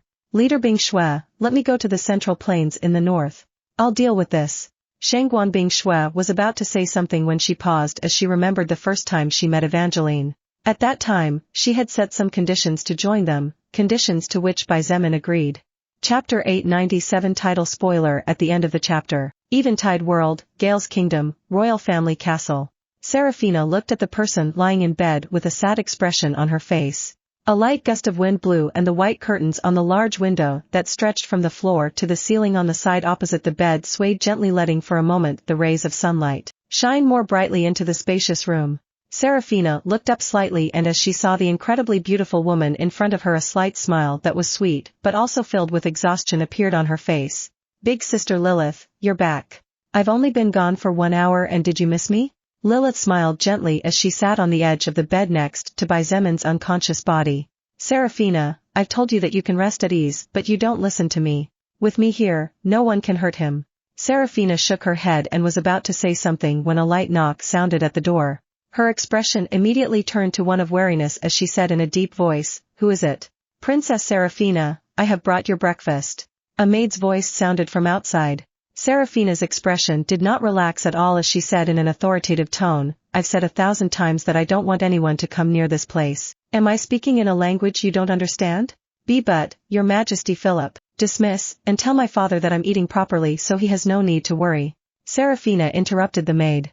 After a few seconds of silence and followed by a small sigh, the maid's voice resumed, "Understood, as you wish." Soon, the sound of footsteps walking away sounded for a couple of seconds before all became quiet once again. Lilith looked at the young princess in front of her with a soft smile on her face.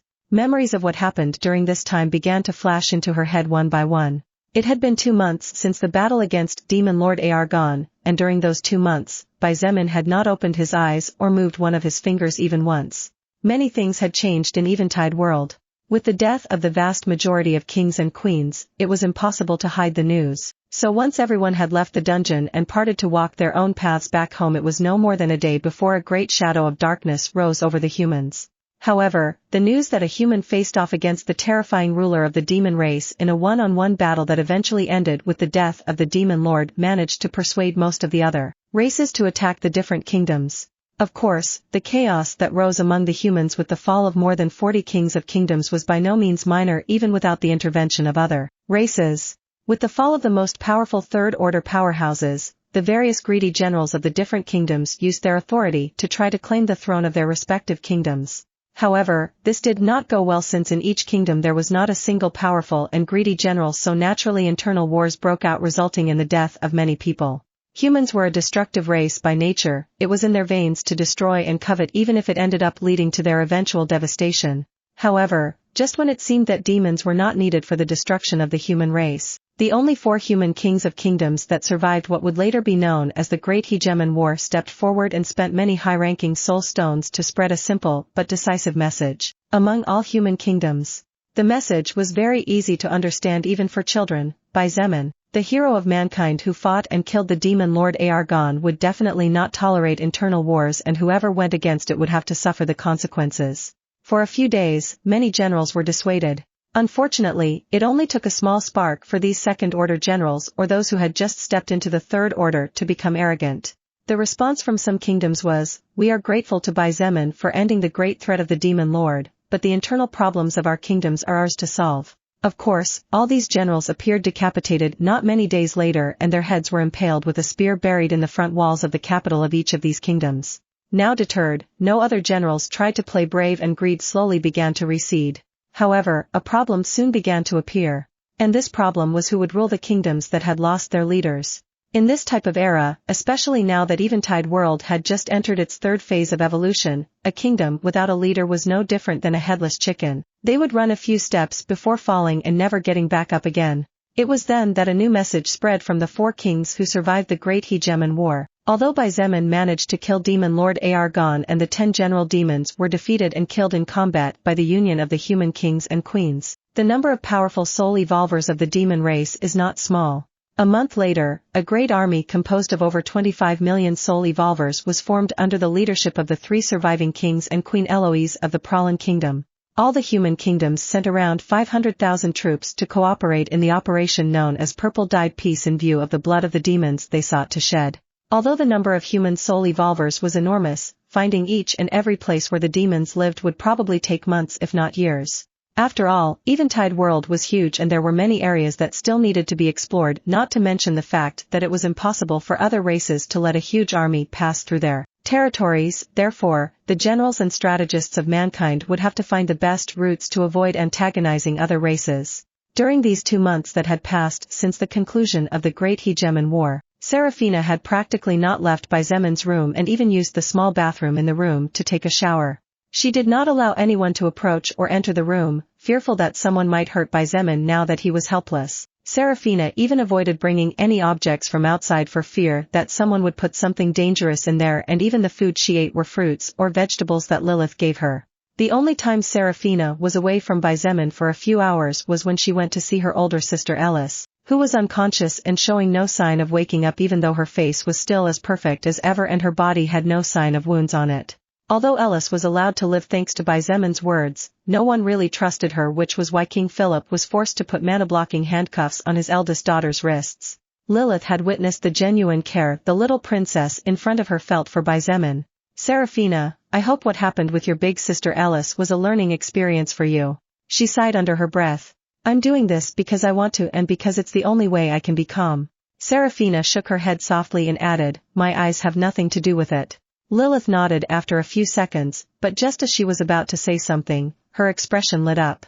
She looked quickly at Xietain and even though nothing about him seemed to have changed she didn't take her eyes off him. What's wrong? Seraphina automatically stood up and asked anxiously. This little scoundrel is finally close to opening his eyes, Lilith whispered. Her eyes shone with love and her pupils dilated as she caressed Xietan's face with affection and tenderness. Because Xietain had consumed health points and the internal wounds he had suffered during his battle against Demon Lord Argon were tremendously serious, his recovery speed had been very slow during the first month. In fact, were it not for Seraphina periodically using boosting and healing skills on him it was most likely that Xietain would not have been able to make it. This was especially true for the first few days. He was really close to death after the effect of the skill Blood Immortal Radiance faded and his health plummeted. Those days were torture for Lilith, and there were more than a few times she took potions out of her storage ring ready to feed him.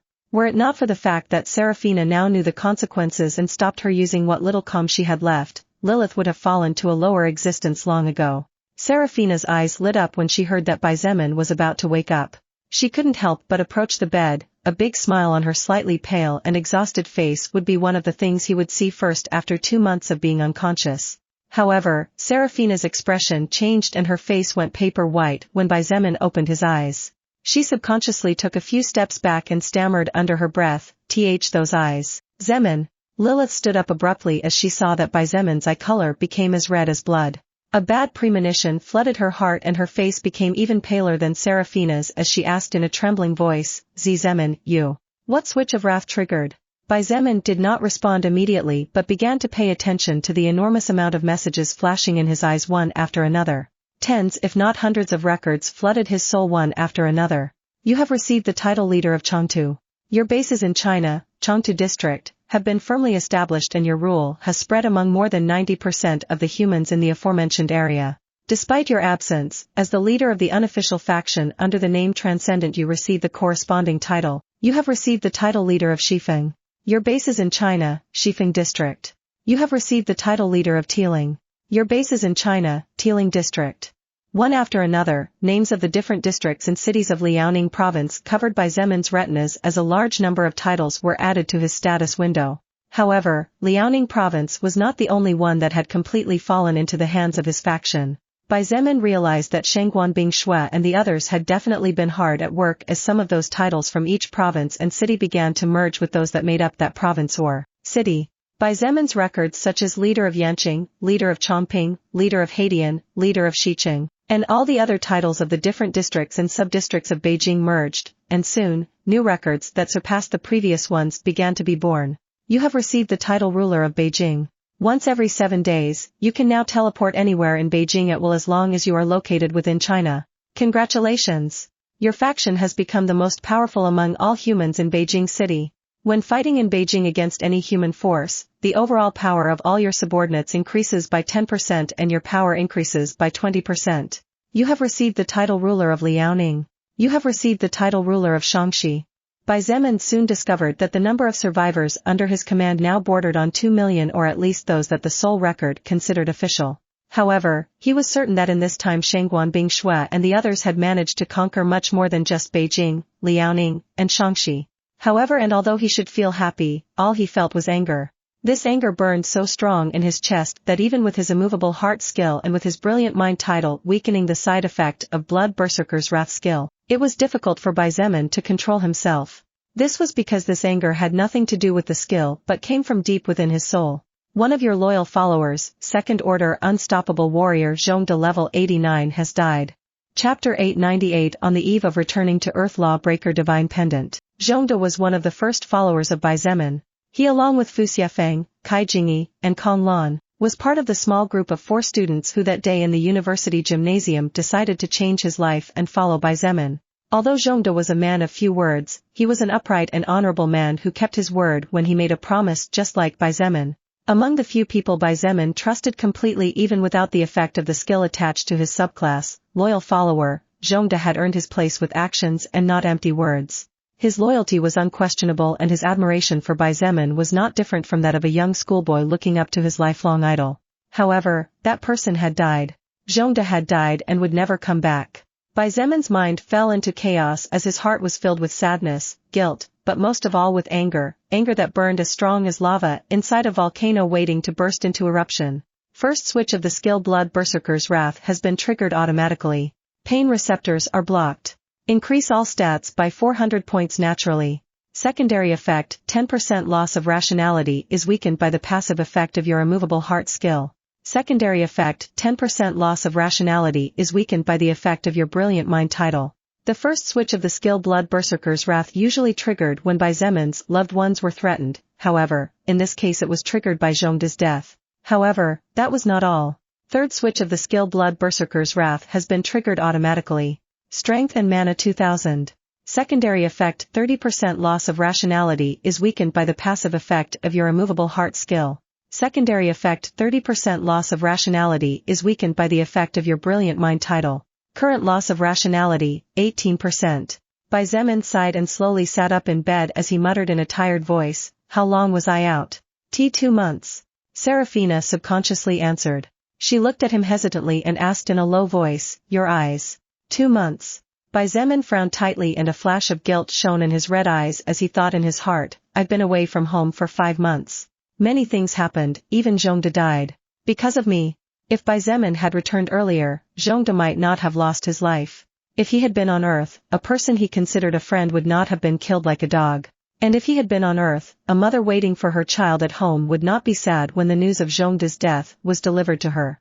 Bai Zemin gritted his teeth and his fists clenched so tightly that his knuckles cracked like thunder in the closed room. His eyes widened and his pupils quivered as he stared at a fixed point. "I don't care who it was, I don't care if the other side was right or wrong.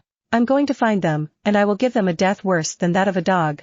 Bloodlust has reached its peak. Second activation of God of War's Will, God of War's partial possession, goes into immediate effect. Strength 800, Magic 800. Bai Zemin's voice seemed to come from hell itself and the murderous intent in his eyes was so vicious that Seraphina was scared and no longer dared to look him in the face. Lilith, on the other hand, was even more scared as she could feel Bai Zemin's aura growing stronger and stronger. In just a few seconds from the moment he opened his eyes until now, Bai Zemin had practically become 2 or 3 times more powerful without even using overlap regeneration.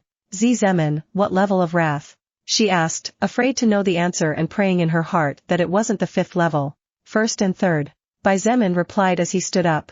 "First and third." Lilith repeated Bai Zemin's words in a low voice. She finally let out the heavy air she was holding in her lungs as a great wave of relief filled her. "I need to return to Earth as soon as possible."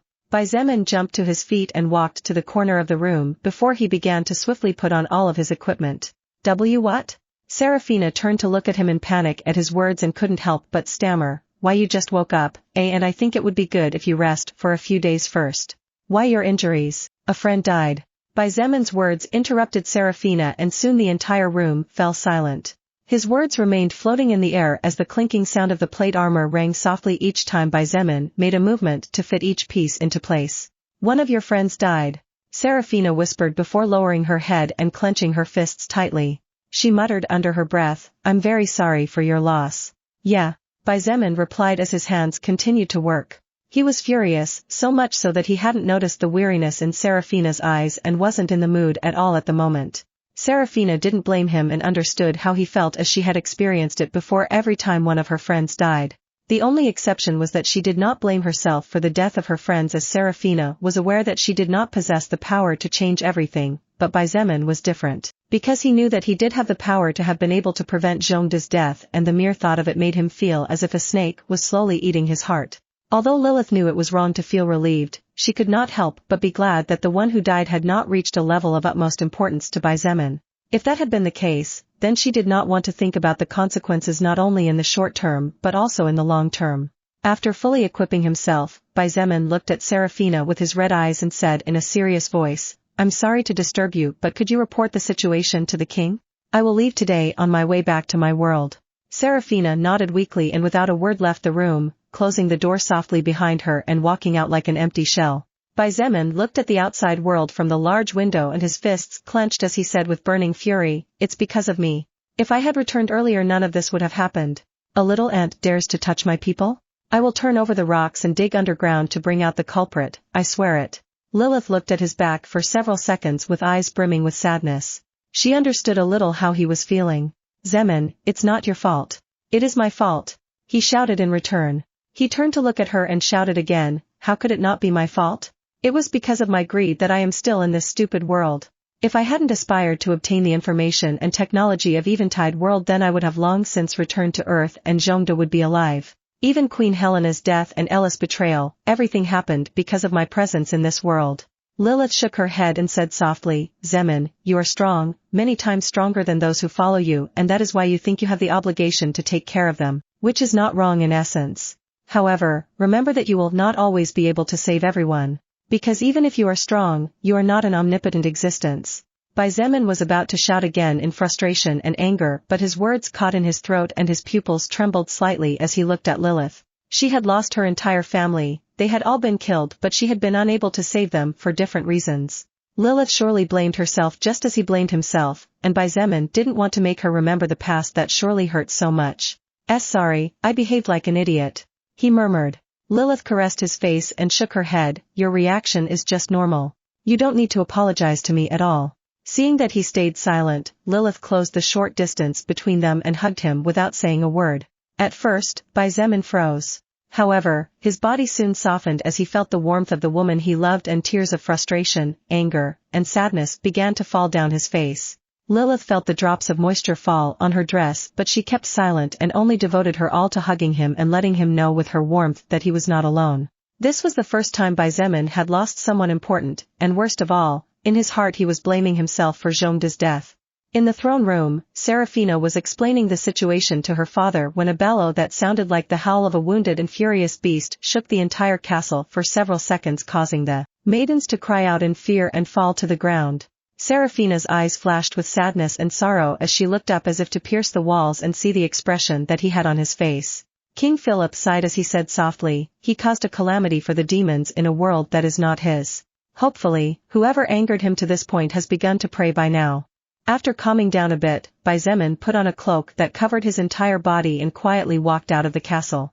He walked through the city after descending the mountain and headed for the area where the normal citizens of Bearcrest City lived.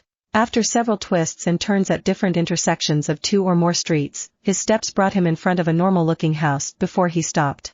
After a moment of silence, he knocked softly on the door and waited there. About a minute or two later, the sound of the inner lock opening sounded in Zemin's ears and a moment later the door opened backwards. With his eyes partially covered by the cloak, he looked at the snow-white-haired girl whose eyes were closed but still seemed to be looking into his very soul as she sat in her magic wheelchair. The two said nothing for a few seconds before Callie opened her pale dry lips. "Bullet, you look sad." Her voice was monotone, just like an emotionless doll. After a short silence, Zemin said calmly, "Callie, some things happened in my world. I need to go back as soon as possible." "I see." Callie nodded with no change in her expression. After a short pause, she asked, "Can you give me 2 hours? I need to do something first, then I'll go with you wherever you go." Zemin nodded, "In that case, I'll come back to pick you up in 2 hours. I'll help you gather your things then." Callie nodded before turning in her wheelchair and closing the wooden door with a soft thump. Zemin didn't stay there either, but went to the outside of the city and after getting far enough away took out his work tools. Lilith said nothing for several minutes and simply watched him work. However, it was clear that Zemin did not have his head set on the smithy as his movements were crude, stiff, and his eyes seemed unfocused as he hammered and melted the metal he was working on. Approximately 20 minutes later, Zemin held up a delicate silver-colored chain. The chain looked beautiful as despite not being in the mood for this he took the trouble to add a beautiful emerald along with several diamonds that adorned the body of the pendant. This was the first time Zemin created an accessory, and due to the lack of rune encryption, as well as the fact that he was not in a good mood, the result was not very good in terms of records. However, he didn't mind as the purpose of this pendant was different. He held the pendant with his left hand and placed his right palm in the center of the emerald where he had left a small hole. Several red lightning flashes crackled on his right hand and gathered in the center of his palm after Zemin triggered the second activation of his Crimson Lightning Flash skill. Lawbreaker Divine Pendant Rank 3 has been completed. Rank 3? Zemin was confused as to the high rank of the item even though it was actually trash. It's natural, Lilith said as she gently caressed the blood-red pearl with lightning crackling inside that was resting right in the center of the hollow emerald. After all, what you put in this pendant is something that many would kill for. Chapter 899 Return. 2 hours later, Zemin returned to Callie's house, and to his surprise, the girl practically forced him to leave behind some of the items he had stored in his space storage ring for the sake of storing some mutant plants she had collected with Seraphina's help in the past. When Zemin asked her for the reason, Callie told him that those plants were not a big deal temporarily but probably in the future they would be. Although he didn't understand too much, Zemin decided to believe in Callie's judgment and obediently did as she told him. After storing the plants and a few bags with Callie's clothes, she followed him in his magic wheelchair back to the castle. However, by the time Zemin returned to the castle he found King Philip and Seraphina, who seemed to have been waiting for him all this time, standing in front of the great main gate. The king stepped forward and looked at Zemin for several seconds. His emerald eyes looked into those two blood-red eyes with complicated emotions before patting him on the shoulder several times. Child, even though many things happened during this time and many of them were unpleasant, I can't dispute the fact that I feel grateful and happy to have met you, said King Philip in an honest voice. It is a pity that you have to leave so soon, but I understand that you have your own circumstances to deal with. You've been away from home for almost half a year, and I'm sure many people are looking forward to your return. The pale green space storage ring on the index finger of the King of Gale's right hand glowed faintly and a small jet-colored diamond-shaped device appeared on his hand. Take it, this is my part of our agreement, said the king, extending his hand forward and handing the diamond-shaped device to Zemin. Zemin took the device, and as he looked at it curiously he listened to the king's explanation. You just need to connect an auxiliary link to the bottom directly to a computer to download the information inside. During the 2 months you were unconscious I took the liberty of asking the help of the other 3 kings of kingdom to help me gather information about all the human kingdoms of the world. I also took the trouble to leave a document with a summary of what happened after you fell unconscious. Maybe you are interested in knowing a little of the new world that was born and is changing thanks to you. Zemin was surprised to hear the king's words, especially the fact that in this small device was the technology and knowledge of every human kingdom. The king chuckled and said slowly, I know our agreement was about you helping me become the ruler of mankind, but none of us expected that Demon Lord Argon would appear to disrupt our plans. Well, even though I'm not the ruler of mankind it's not like there's a big difference at this point. Not to mention the fact that thanks to you, I managed to get full revenge for my wife's death. Zemin looked at the small device with complicated expressions flashing in his eyes. 50% of all the effort he had put in all this time, half of the reason why he had not yet returned to Earth was in the small device he held in his hands. From a certain point of view, the small device he was holding was part of the reason why Zhongde had died. No, not only Zhongde but many others had died during this time. King Philip glanced over his shoulder at his daughter before patting Zemin on the shoulder again. He turned around and walked back to the castle with a straight back. I hope to see you again someday in this life, Zemin. Despite saying those words, the king knew in his heart that the odds of such a thing happening were practically nil if not completely impossible. At the end of the day, Zemin had come to this world by pure coincidence, and even if he were to activate his skill again in the future, it was simply unlikely that he would ever be teleported to Eventide World again. After King Philip disappeared, Zemin approached Seraphina and looked at her silently. The girl seemed somewhat scared to look at him as her eyes were fixed on the tips of her toes. After several seconds, Zemin opened his mouth and said in a soft voice, Lilith told me that you were taking care of me all this time. No. I just did the normal. Seraphina still wouldn't look at him as she gently shook her head and said under her breath, my sister was partly responsible for your wounds after all. Zemin smiled lightly and to Seraphina's surprise, he took the initiative to close the distance between them. Before she could react, he hugged her causing her pupils to tremble and her body to become rigid. Just say you took care of me because you care about me, we are friends aren't we? No need to say excuses. Besides, you're really bad at excusing your actions, ponytails. Zemin chuckled as he said this. Hearing his words and feeling the warmth of his hold, Seraphina finally couldn't stop the tears she was holding back from starting to slide delicately down her beautiful face. Her small hands rose up and she tried to enclose him in her arms, something she found impossible due to the size difference between the two of them. After almost 5 minutes, Zemin didn't know whether to laugh or cry as he realized that Seraphina seemed to have no intention of letting him go. The girl probably hadn't noticed the passage of time at all, or maybe she felt in her heart that this was probably the last time they would see each other so she was filling up her reserves. Seraphina, not that I mind, but I would also like to say goodbye to my friend. Callie's voice snapped Seraphina out of her dream world. Her face turned red, but she didn't let go of Zemin right away despite not daring to look him directly in the face. After a moment of silence, she asked in a weak voice, say, will we ever meet again in this life? But what are you saying? Zemin said perplexed. He put both hands on her tiny shoulders and pulled her away a few inches to look at her face as he said with a smile that he tried to not look sad, didn't I tell you before? Soon I will be the most powerful being in the universe, someone the gods and demons will respect or fear. We will definitely meet again in this life. Seraphina looked at him with teary eyes. Her mouth opened and closed several times as if she wanted to say something, but it seemed to be hard for her to find the right words. Besides, Zemin pointed to her chest and said in a gentle voice, remember that if you think on me and call me from the depths of your soul, if you really need me, I will come back to help you. Just, be sure to keep it a secret from others. The second princess looked at Zemin in confusion, but he didn't give her time to say more as he took a step back while calmly saying, Callie, you can say goodbye to Seraphina now. However, to Zemin's surprise, Callie simply waved her hand and said in a monotone voice, see you later, Seraphina de Gales. That's all? Zemin didn't know how to feel about it. No need to exaggerate things, we will definitely meet again, won't we? Callie asked as if to confirm. Definitely. Zemin nodded deeply and without hesitation. Then that's it. Callie shrugged. For the first time, Zemin and even Seraphina saw Callie smiling kindly as she looked at her and said gently, Seraphina, I left you a little gift at my house. Be sure to pick it up. Before Seraphina could say anything, space twisted and within seconds a portal as black as a wolf's mouth appeared a short distance behind Zemin. He walked towards the portal and Callie followed close behind, stopping a step short of it. Zemin looked over his shoulder at Seraphina and said in a serious voice, remember my words from before, don't forget them. Wait! Seraphina shouted anxiously, but under her trembling eyes, Zemin took a step forward, disappearing beyond the portal and out of her eyes. Subconsciously, she advanced towards the portal intending to follow him, but her steps stopped as Callie's words sounded in her ears.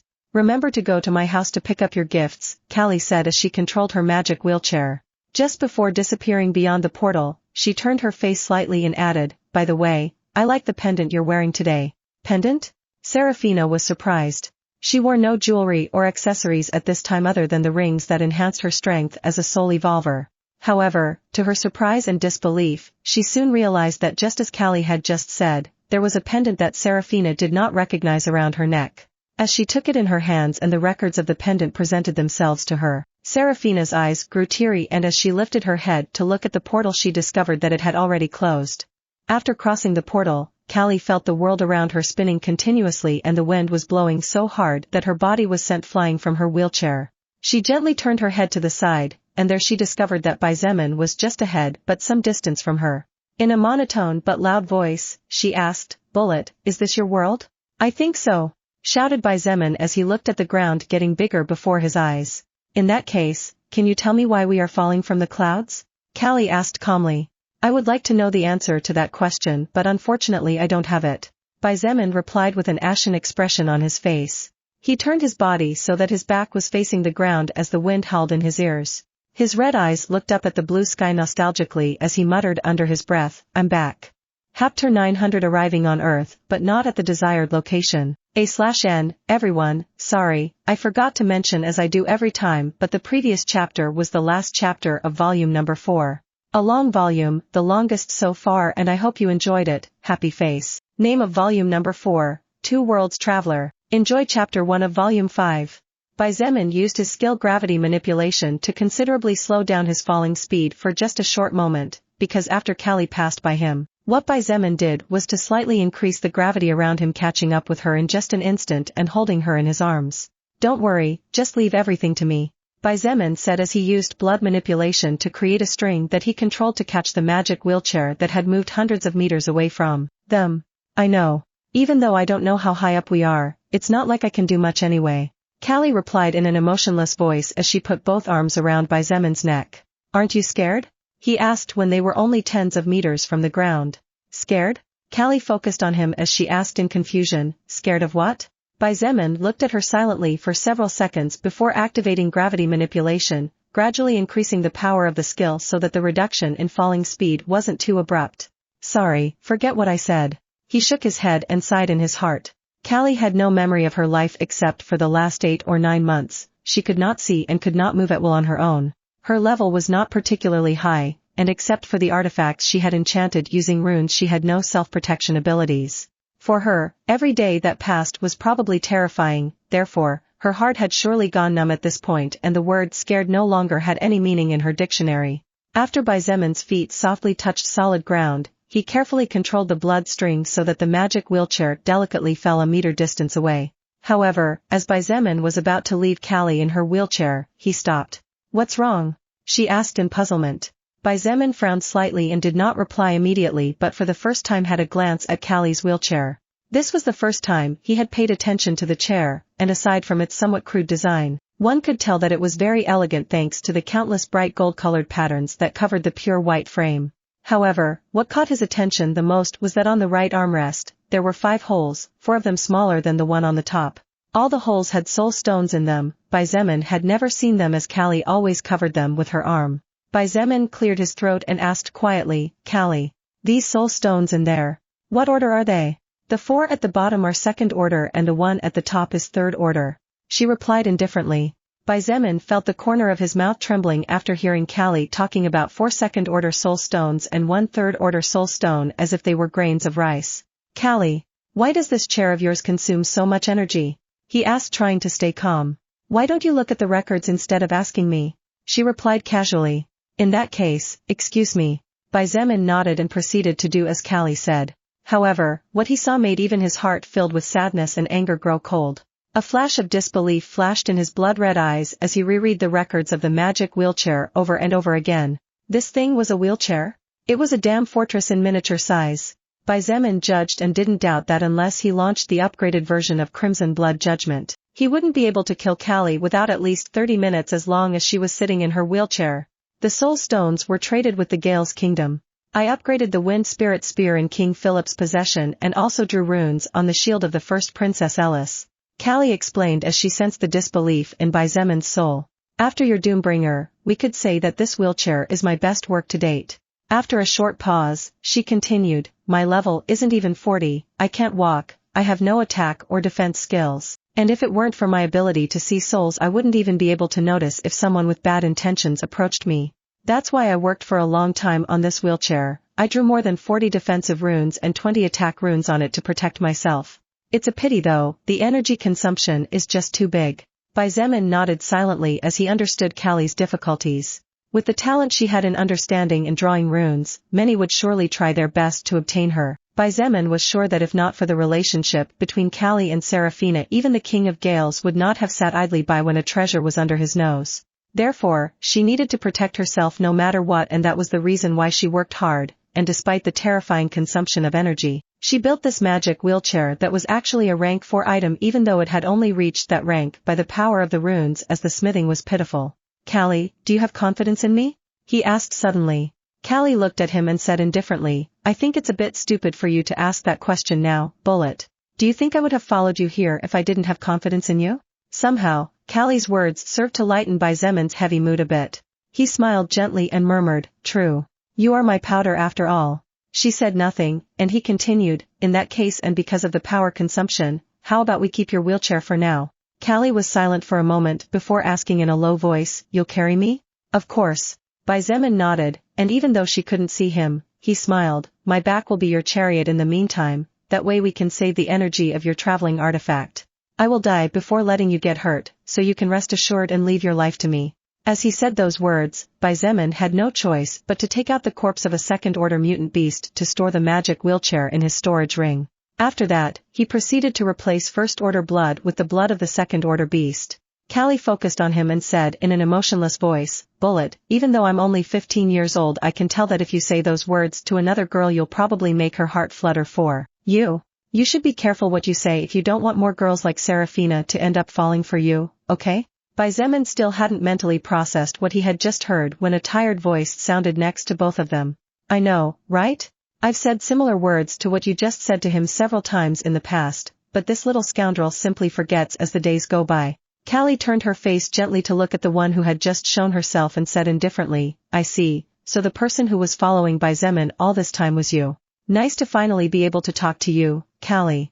Lilith smiled brightly even though Callie's eyes couldn't see her and said in an honest voice, "This is the first time the three of us are really alone, so it's only now that we can chat. There's actually something I'd like to discuss with you." Callie nodded. "Oh?" Lilith raised a curious eyebrow and asked calmly, "What could it be?" "It's about your soul," Callie said, surprising Lilith. However, before Lilith or Zemin could say anything, she added, "Although it would be good to do it in a quiet place as it will probably take some time." Hearing Callie's words, Zemin surveyed his surroundings and couldn't help but nod in agreement with her. He had no idea where they were at the moment. Zemin could only see giant trees everywhere and grass growing so tall that it almost covered his knees. It was definitely a forest, and judging from what Zemin had seen earlier while they fell from the sky, it was quite a large forest, one that even he could take 2 or 3 days to get out of. Fortunately, Zemin had special titles for such occasions. "Let's go to Chongping first, I want to see my family," he said as he focused on his ruler of Beijing title and focused on the Chongping district base. However, even after several seconds passed, Zemin did not notice any change. His body was not teleported nor was any portal opened for him to travel long distances to the desired location. The expression on Zemin's face changed very subtly, but he did not stop trying and tried with all the titles that allowed him to teleport to a district, city, or province within his faction's control. "Bullet, is something wrong?" Callie asked as she felt Zemin's hands grip slightly tighter on her. Zemin's expression was slightly ugly as he calmly said, "It looks like the place where the portal bring us is not inside China." "China? That's the name of the kingdom you live in? Weird name," Callie casually commented. "To me, the names of the kingdoms in your world are weird in my ears too." Zemin muttered under his breath as he looked around trying to find something to help him to orient himself. "Besides, China is the country I was born and raised in, but it still can't be considered a kingdom. We humans are still fighting each other and other races to gain territory and stability. For a moment I had forgotten that this world has only been evolving for a few months." Callie nodded slowly. "The mana density is lower than Eventide world, but it's clearly not the amount of mana that a world that has been evolving for less than a year should have. That's not to mention that you were born and raised in this world." After thinking about it for a moment, Zemin remembered something that had always been with him, but because he was in another world he had gradually begun to forget. He moved Callie to his back carefully and she cooperated by wrapping her slender arms around his neck from behind. The jet black ring with golden runes that could only be used by the highest leader of the greatest weapon of mass destruction in the possession of the transcendent faction glowed as it detected Zemin's intention. "This is Zemin addressing to the Sky Destroyer. I repeat, this is Zemin addressing to the Sky Destroyer." Zemin waited a few seconds, but to his confusion and surprise, he received no response at all even after a full minute. What was going on? Even if he was at the opposite end of China, it should be easy for Zemin to communicate with the control room of the huge space warship. "Why isn't anyone responding?" Zemin muttered in perplexity. What Zemin did not know was that, as surprising as it seemed, he was in a country in which there was a powerful faction that, like the Transcendent faction, had also unearthed part of some ancient ruins, obtaining technology from past eras and for which there were no written records.